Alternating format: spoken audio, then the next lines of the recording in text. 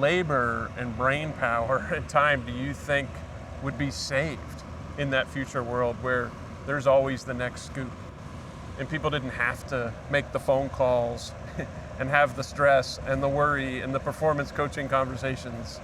Do you have any idea how much time and money spent on that on a daily basis? You know, from a labor standpoint, if you have the vision that this can be automated, that plant can be automated, all it needs to be is maintained, right? So you can take a look at how much maintenance are they doing now. You can take that number of maintenance, and now that's your labor cost. That information's there. So if you put it into real numbers, it would be a day a week.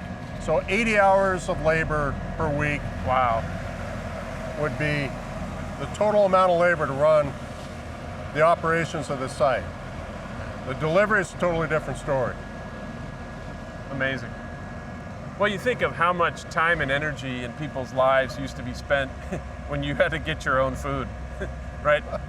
You know, a couple hundred years ago, and how that, you know, totally transformed civilization. I can imagine, it's kind of an extreme analogy, but when you don't have to worry about the next scoop and you're running a plant like this, I would imagine it would allow you to focus a lot of energy and a lot of brain power on more productive topics and issues and challenges than, oh my gosh, you know, are we going to get the next scoop? Those resources can be applied in so many different areas and utilized. You know, it's not about reducing the headcount, it's about optimizing efficiencies and taking those resources and using them to optimize efficiencies, because there's always going to be the next. What is the next? You know, how are we going to apply our resources to that to have a strategic advantage in the industry? So from what you just told me, it sounds like there's still a lot of opportunity to improve the production planning process and mapping out, you know, exactly what mixes are going to be run for how many hours on what days. But it seems like once that's nailed down, and once the next scoop is always guaranteed, you know, through an automated, you know, logistics scenario, then it seems like there could be a tremendous amount of automation. Absolutely. And so what is your vision of a plant of the future? Like if we were imagining a ready-mix plant 20 years from now, what's it going to look like around here? I think the autonomous, you know, we can get into that whole equation when it comes to transporting the material to the site.